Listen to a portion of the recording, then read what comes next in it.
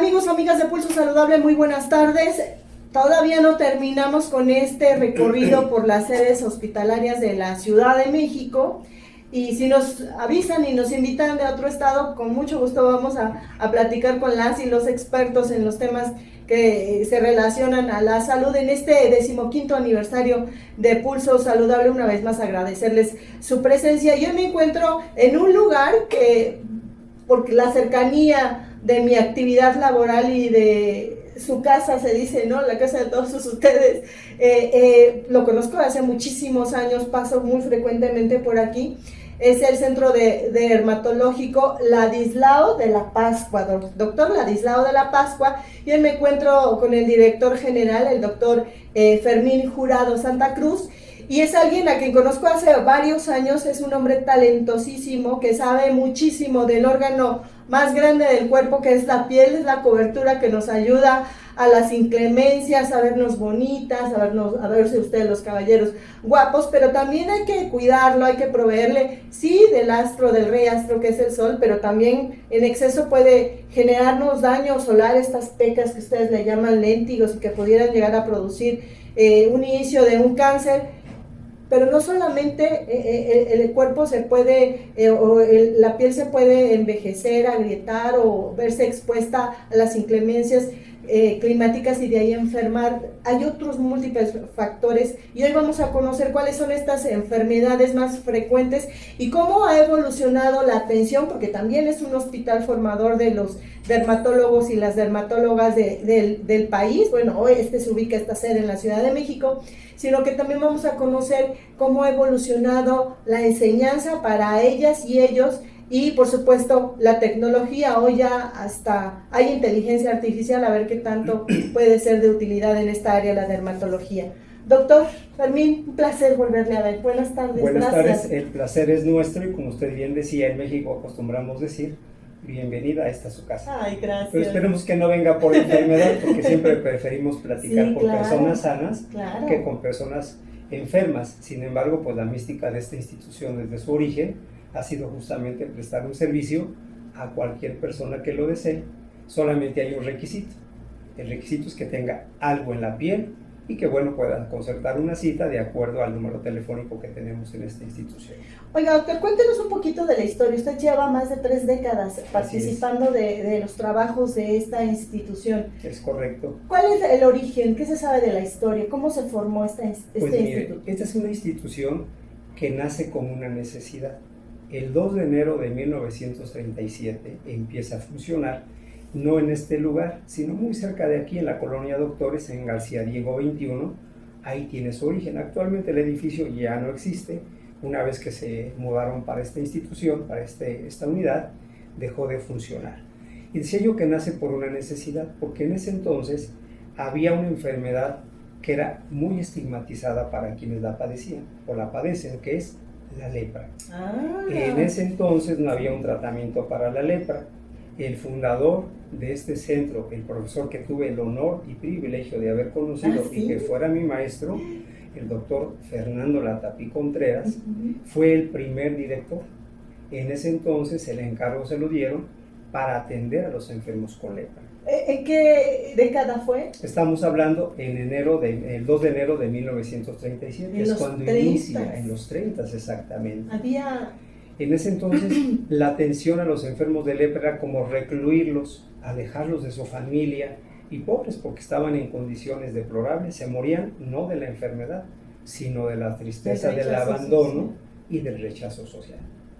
Nace esta institución y el maestro Latapí, que es como cariñosamente nosotros le llamábamos, pues empieza a dar cuenta que la mejor manera de atender a los enfermos de lepra era a través de la piel, ya que es una enfermedad que afecta a la piel y a los nervios periféricos, es decir, la piel, los pacientes dejan de sentir, se queman con facilidad y eso hace que se infecten, y por eso como que en la mente de las personas creen que se mutilan las extremidades o la cara, las orejas, la nariz, pero más bien es porque como no sienten.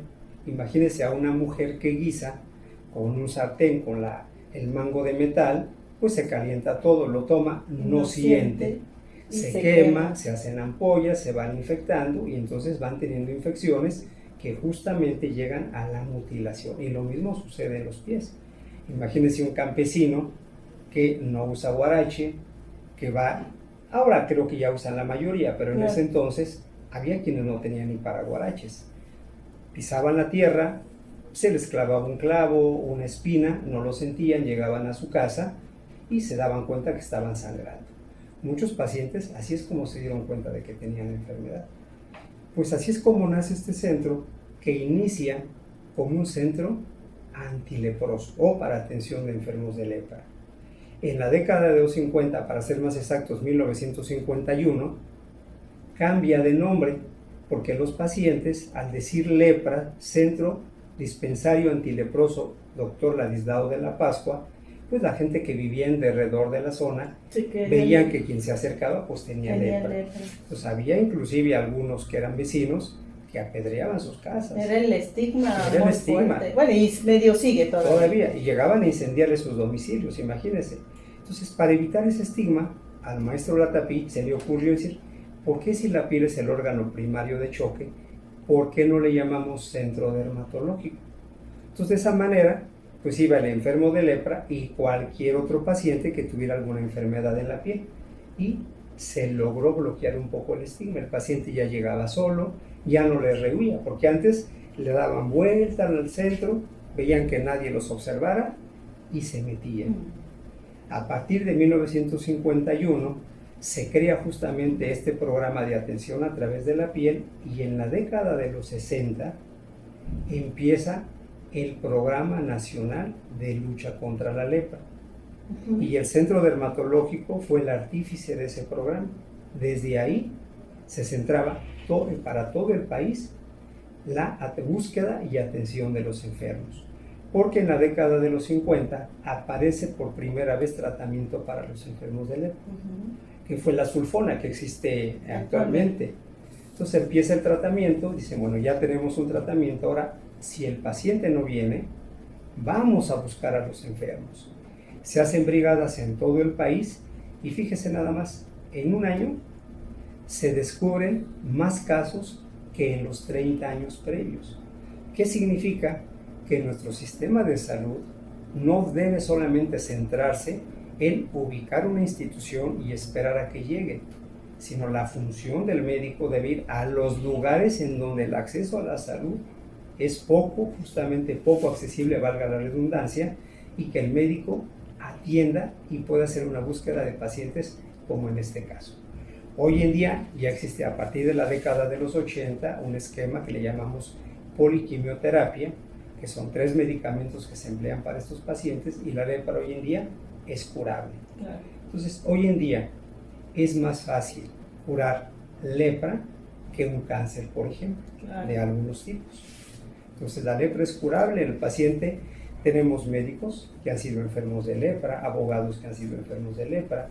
Ya la lepra no solamente, como antes se pensaba, se circunscribe a una clase social que no tenía nada.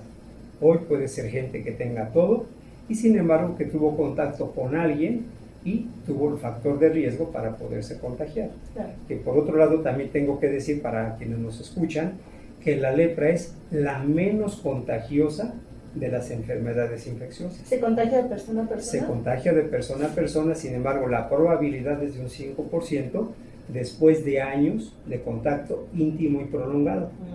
Y como yo les digo, el contacto íntimo y prolongado pues es con la pareja, es con los que convivimos diariamente. Los que vives, tal vez. Exactamente, y sin embargo esa posibilidad es baja. Imagínense los que tenemos aquí trabajando más de 30 años, hoy en día el número de pacientes es muy bajo, pero a mí me tocó todavía ver muchos pacientes y ninguno de los que trabajamos aquí, que seguimos laborando, nos contagiamos. ¿Por qué? Porque depende de nuestro sistema de defensa. Si yo nací con un sistema de defensa óptimo, difícilmente me voy a contagiar. Pero si tengo un factor de riesgo genético en el cual mi sistema de defensa no trae esa información, mi riesgo es ese, de un 5%. Hoy es más fácil que hablando con alguien que tiene COVID, como con usted frente a frente y hablemos, en 2 o 3 días a lo mejor ya empiezo con síntomas de COVID. En cambio con lepra, puedo saludarlo, puedo abrazarlo, puedo tener un contacto directo, siempre y cuando no sea prolongado y no me va a pasar absolutamente nada. Y aún siendo prolongado, mi riesgo es de un 5%. Solo milenaria y bíblica. Sí, eso justo lo iba a decir. ¿Usted se acordará de la película esta de Ben-Hur? Sí es. Dígame, ¿por qué se llama Ladislao de la Pascua?